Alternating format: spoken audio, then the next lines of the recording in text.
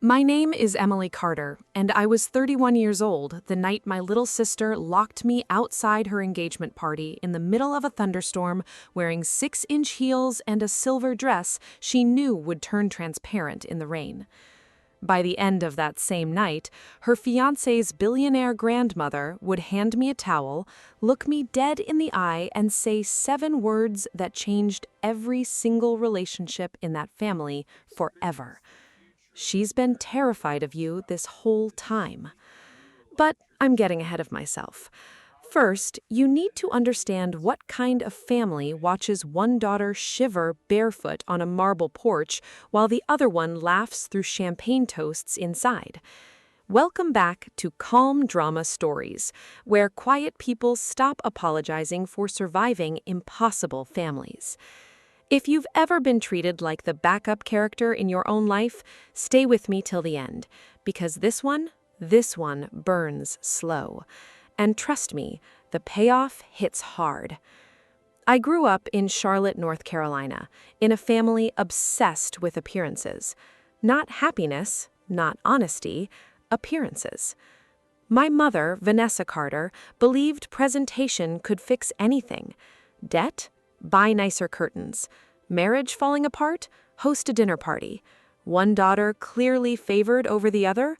Well, just make sure nobody talks about it too loudly. My younger sister, Ava, was the masterpiece. Blonde hair that curled naturally, perfect teeth, the kind of smile that made strangers overshare in grocery store lines. People loved her instantly. I was the practical one. Dark hair always tied back, quiet, too serious, too observant. The kind of daughter mothers introduce after they finished bragging about the prettier one. Ava used to joke that I was born 40 years old. What's funny is she wasn't entirely wrong. By 16, I was paying utility bills because Dad forgot. By 19, I was working double shifts at a diner while taking online accounting classes. By 23, I was financially supporting our mother after Dad left with a yoga instructor named Celeste and a motorcycle he absolutely could not afford. Meanwhile, Ava floated through life like somebody had installed invisible airbags around her. Parking tickets disappeared, rent got covered, someone always rescued her before consequences landed. Usually me. That's important. Remember that. Because people love calling strong women bitter after they finally stop volunteering to drown. I own a forensic accounting firm now. Nothing flashy, mostly fraud audits, missing funds investigations, corporate embezzlement cases. I find lies for a living, which is honestly hilarious considering how long it took me to recognize the ones inside my own family. Ava got engaged to Ethan Calloway 6 months before the party, and the Calloways, old Atlanta money, private jets, political donations, summer homes with staff quarters bigger than normal houses, the kind of wealth that whispers instead of screams. Ethan himself was decent. That was the tragedy of it. He was kind in a soft, awkward way, remembered birthdays, opened doors, volunteered at animal shelters. You know those men raised by women who taught them emotional intelligence before golf lessons. That was Ethan. I actually liked him. Still do, honestly. But his family, different story. Especially his grandmother, Eleanor Calloway, 78 years old, former federal judge. Pearls sharp enough to qualify as weapons.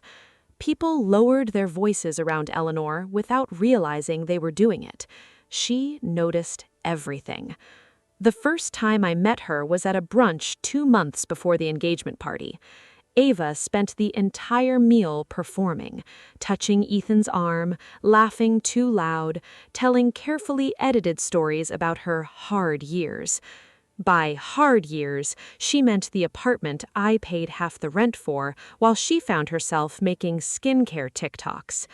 At one point, Eleanor asked how Ava learned bookkeeping since she now claimed to manage finances for Ethan's startup charity project. Ava smiled and said, Honestly, I taught myself after years helping my sister with her accounting work. Helping. Interesting word. Because helping apparently meant forwarding invoices I personally created while she sat beside me eating DoorDash and talking about astrology. Eleanor looked at me then. Not long, just enough. Like she'd filed something away. That woman stored information the way other people store silverware, carefully, categorized, ready when needed. The engagement party was hosted at the estate outside Savannah. 3 floors, ocean view, driveway longer than my college campus. The invitation specifically requested silver attire. When I arrived, 7 women in sleek metallic browns floated around the terrace like a luxury perfume commercial. Mine looked like it came from a discount Halloween rack. Thin fabric, too tight in the chest, too loose at the waist, and when light hit it, practically transparent. I checked the tag in the basement bathroom. Size 12. I wear a 4. Ava had personally ordered all the dresses. I already knew what that meant. "Oh my God, Em, you're being so dramatic," Ava laughed when I quietly asked about it near the kitchen. "You can totally pull that off." Pull what off? Public humiliation? Her bridesmaids snickered into champagne glasses. One of them actually whispered, "Yikes," while looking directly at me. My mother appeared beside Ava within seconds, like she'd been summoned psychically. Vanessa gave the dress one glance. "It's not that bad," she said. The universal family slogan for, "Yes, this is cruel, but we need you quiet about it." I should have left then. Seriously, a healthy person leaves, but unhealthy families train you like dogs. Smile, absorb, stay useful. So I stayed. The storm rolled in around 9. Georgia thunderstorms don't arrive politely. They kick doors down. Wind bent the palm trees sideways. Rain slammed against the windows. Thunder rattled the terrace glass.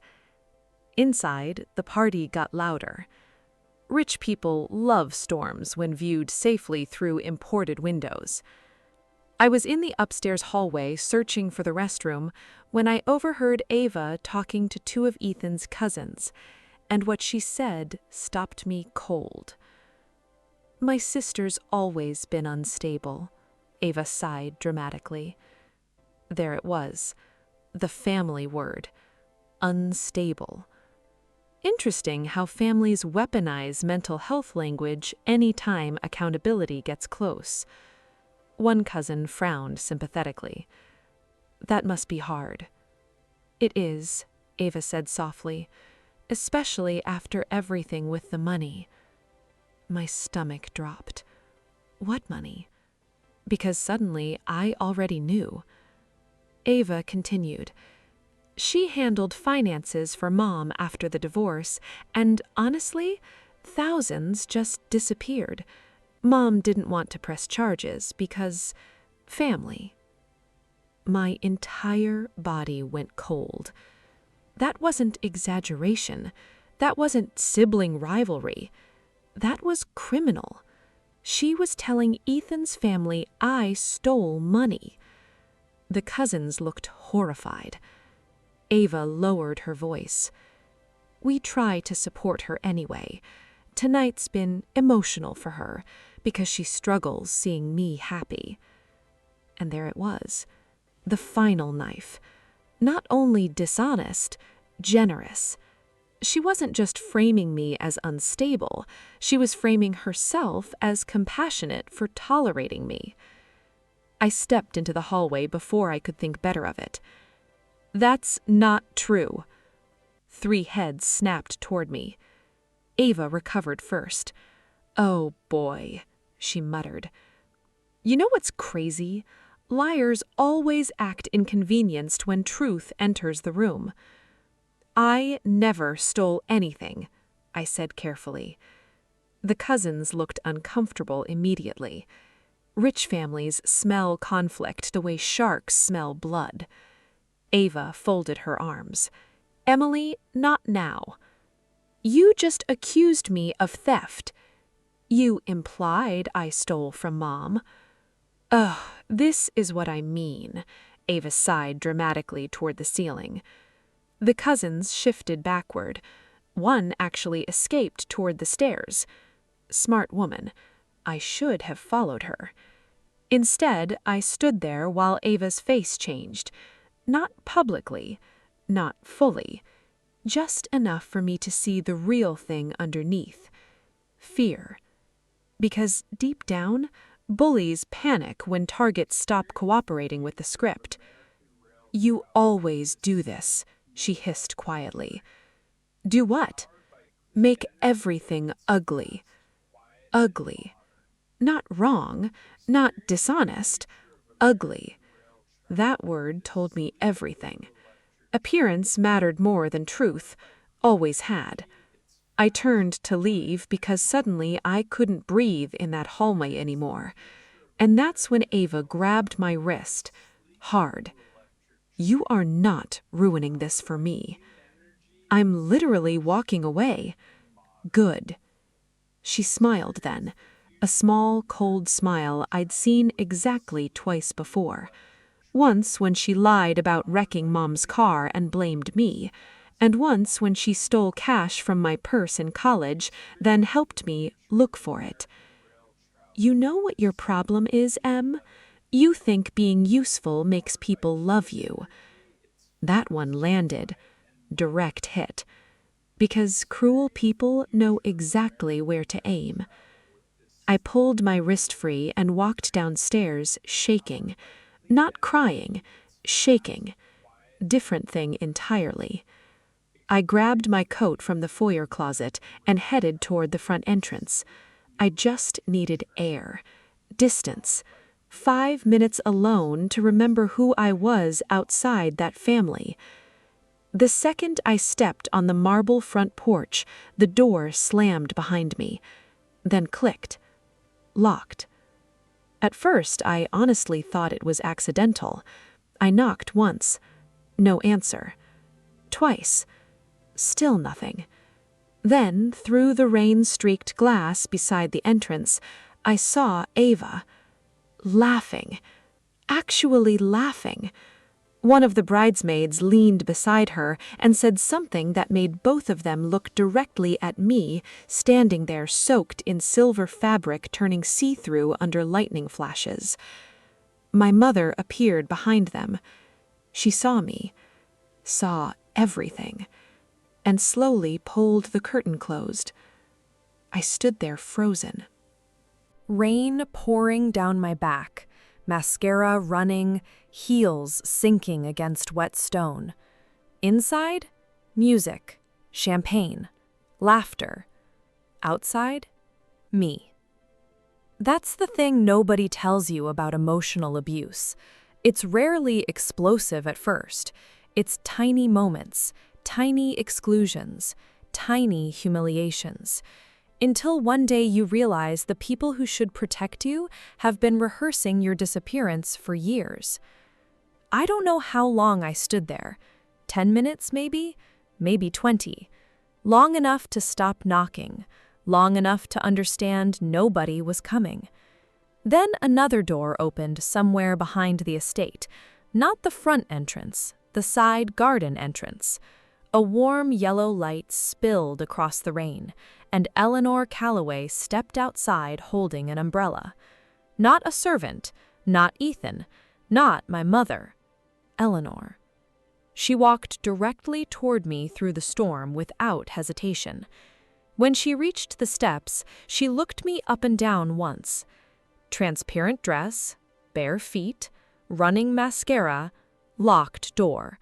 A full crime scene of humiliation. She handed me the umbrella first, then her shawl. Then she said 7 words I will remember until I die.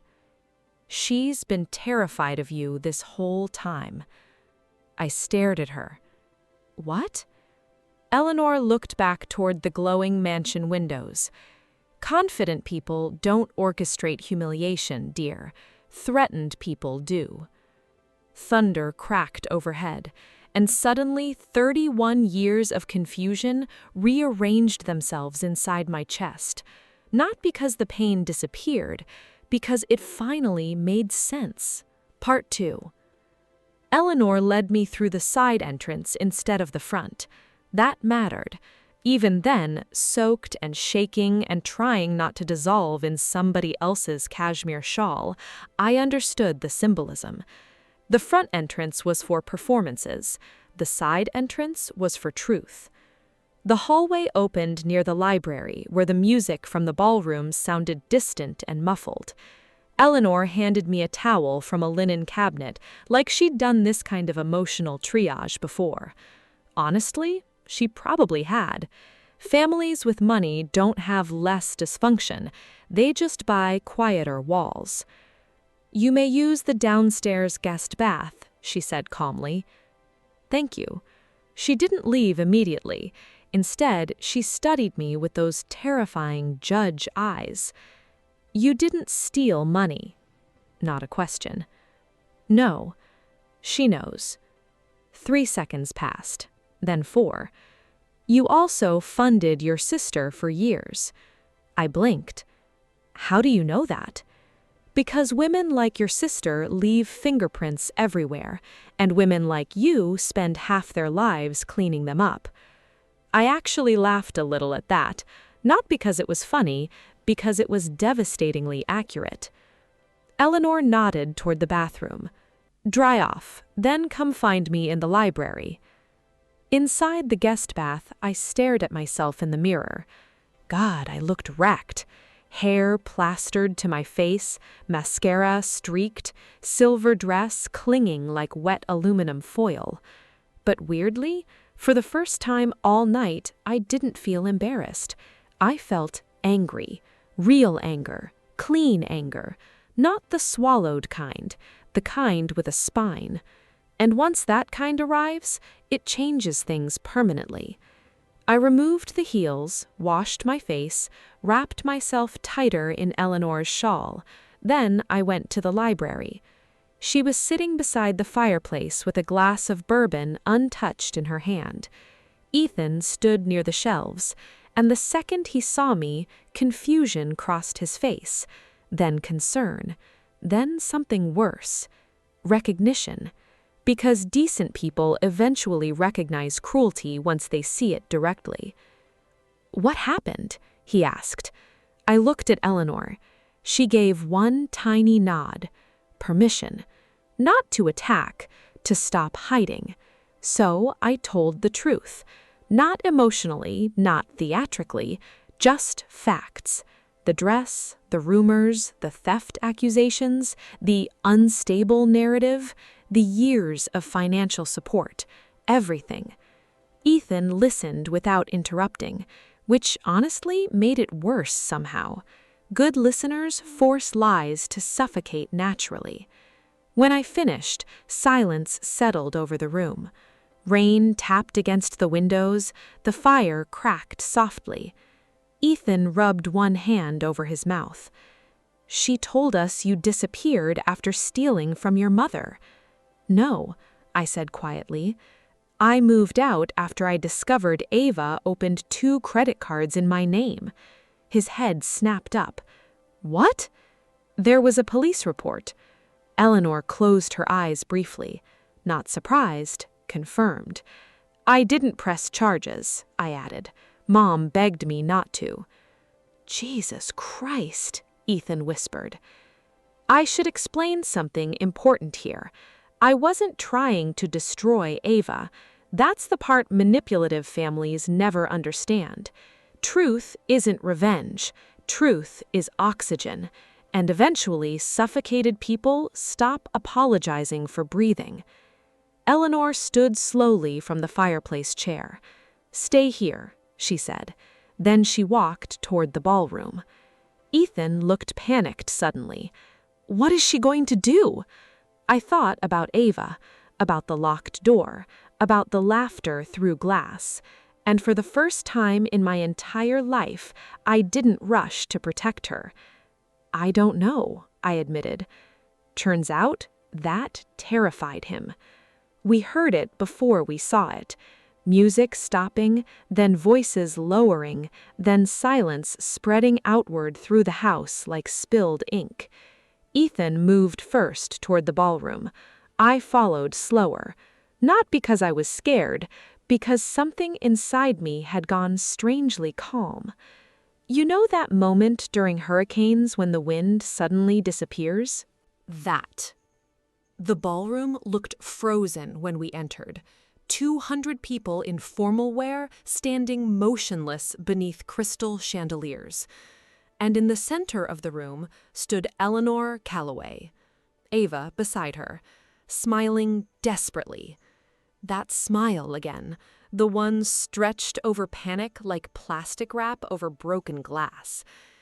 "There appears to be confusion tonight," Eleanor said evenly. Not loud, never loud. Powerful people rarely need volume. Ava laughed nervously. "Grandma Eleanor, I think Emily's just emotional." "No." One word, sharp enough to stop breathing. Eleanor turned slowly toward the guests. "I dislike dishonesty, but I despise cruelty." The room somehow got quieter, which shouldn't even be possible. My mother looked pale already. Good. Eleanor continued. "This evening, I discovered a guest was intentionally humiliated by members of her own family." Every eye in the room shifted toward me. Transparent silver dress, barefoot now, wrapped in Eleanor's shawl. I must have looked like vengeance in human form. Ava tried again. "This is a misunderstanding." "The dress was deliberate." Eleanor cut straight through her. "The locked door was deliberate. The false stories regarding theft and instability were deliberate." Gasps rippled through the ballroom. Rich people love scandal, as long as it belongs to someone else. Vanessa rushed forward immediately. "This has been blown completely out of proportion." "Has it?" Eleanor's gaze landed on her like a blade. "Your mother ever look at you in public with that smile that says, 'Don't embarrass me'? Imagine that expression collapsing live in front of 200 witnesses. That's what happened to Vanessa." Ethan stepped beside me slowly. Not touching, not speaking, just standing. That mattered too. Ava saw it immediately and panicked. "Ethan, she's lying. You know how jealous Emily gets." "No," he interrupted softly. That word hit harder than shouting ever could. "No." Not angry, not dramatic, just finished. Ava's face changed. The performance cracks started showing. "What's that supposed to mean?" "It means I've never actually heard Emily lie once tonight." Boom. Direct hit. Ava looked around the ballroom, searching for support. My mother tried first. "Emily has always struggled socially." "Mom," I said quietly. She stopped, because something in my voice had changed. I wasn't asking anymore. "I spent 6 years paying your mortgage." Silence. "I paid Ava's car note for 11 months." More silence. "I covered your medical insurance after Dad left." My mother stared at me like she genuinely forgot other people could remember things too. That's another thing manipulative families count on. Exhaustion. They think if they rewrite history long enough, eventually you'll hand them the pen. I kept going. "Do you know the only reason I never pressed charges over the credit cards?" I asked Ethan. Ava looked physically sick now. I answered before anyone else could. "Because Mom begged me not to ruin Ava's future." Someone near the back muttered, "Holy crap." Honestly, fair reaction. Ava suddenly burst into tears. And listen, I know how this sounds, but manipulative people cry differently. Not always consciously, not always maliciously, but strategically. These weren't grief tears, they were escape hatch tears. I was scared. Nobody understands how hard it is always being compared to her.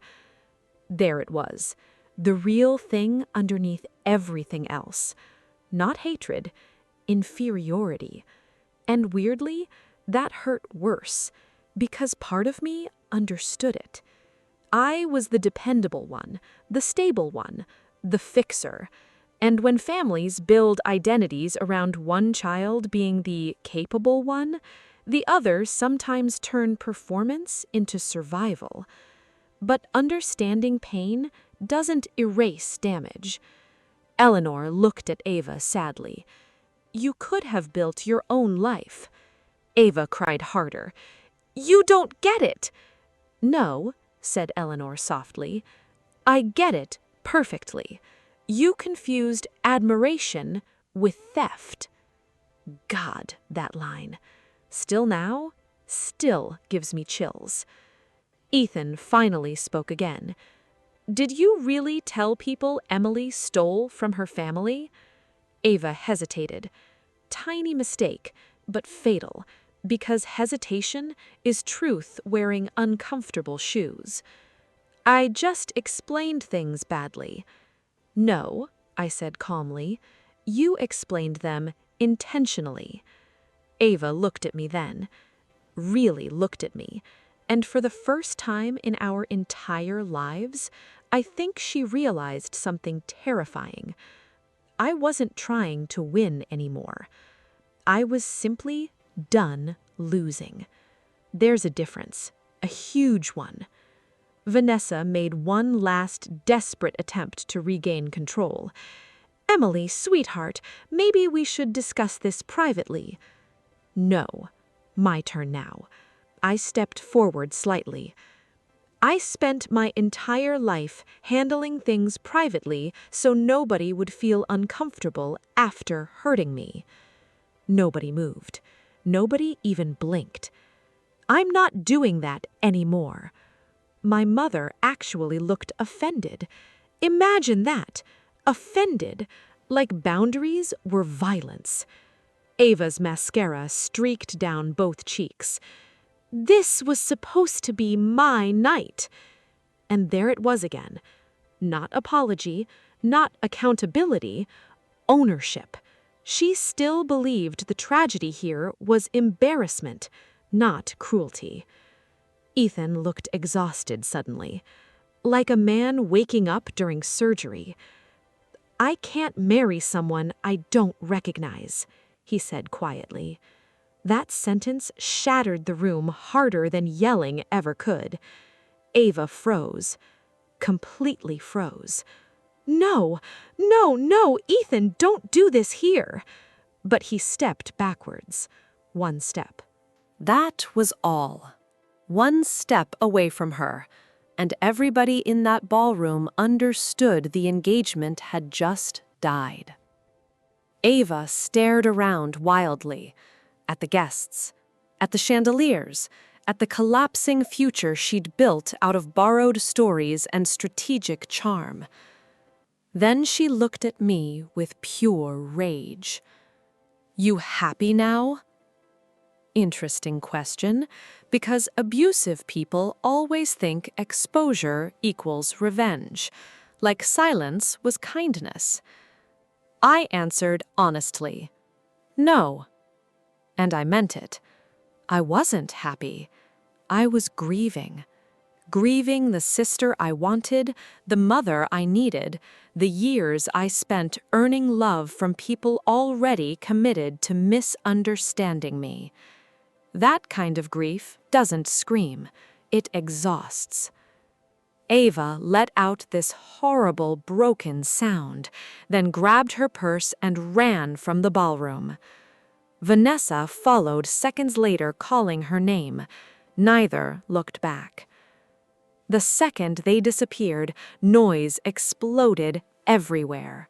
Whispers, questions, movement. The party had transformed from celebration to autopsy. Eleanor touched my arm lightly. You handled that with remarkable restraint. I almost laughed. Lady, you should hear the version that stayed inside my head.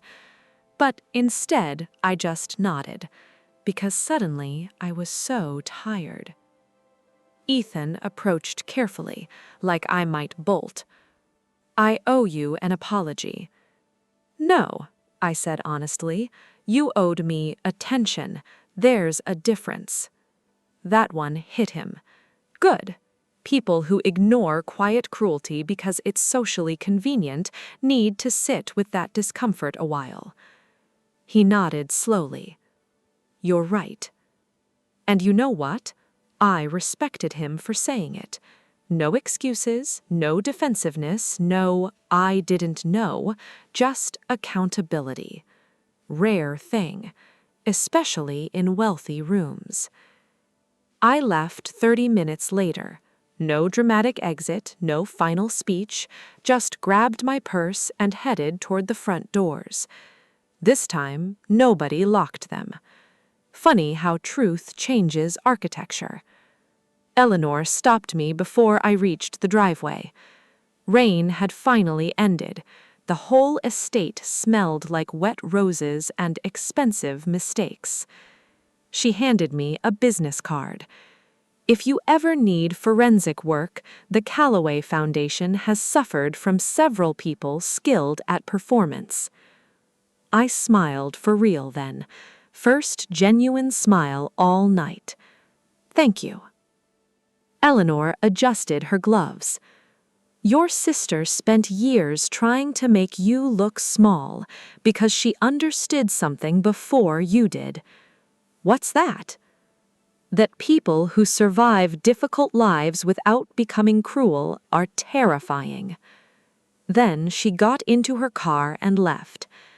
I stood there under clearing skies, thinking about that sentence for a long time. Because maybe she was right. Maybe the reason families sometimes target the dependable daughter isn't because she's weak.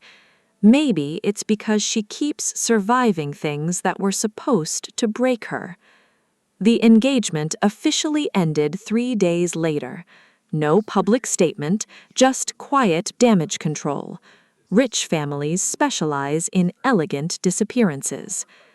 Ava moved to Arizona 6 months afterward. We haven't spoken since. Mom tried contacting me for a while, mostly guilt wrapped in phrases like family is family and life's too short. But here's the thing nobody tells you. Life is also too long to spend it begging for basic kindness. So I stopped. Stopped explaining, stopped rescuing, stopped volunteering for emotional execution squads disguised as relatives. And you know what happened? Peace. Not instantly, not dramatically, quietly. Like bruises fading where nobody can see. Last month, I bought a lake house outside Asheville. Nothing insane, just peaceful. Big windows, pine trees, a kitchen with morning light. Sometimes I sit on the back porch with coffee and think about that silver dress, about the locked door, about the storm, about the moment I finally realized being tolerated is not the same thing as being loved. And honestly, that night may have saved my life. Because the people who humiliate you publicly are usually panicking privately. They need you uncertain, need you apologizing, need you small enough to fit inside the story they invented about you. The second you stop shrinking, everything changes. So, if you're the quiet one in your family, the responsible one, the one everybody depends on while simultaneously disrespecting, hear me carefully. You are not difficult for noticing mistreatment. You are not dramatic for telling the truth. and the people most committed to misunderstanding you are usually the ones benefiting from your silence. That's my story. One silver dress, one locked door, and 7 words from a woman who paid attention long enough to see the truth. If this story hits somewhere deep, share it with somebody who needs the reminder.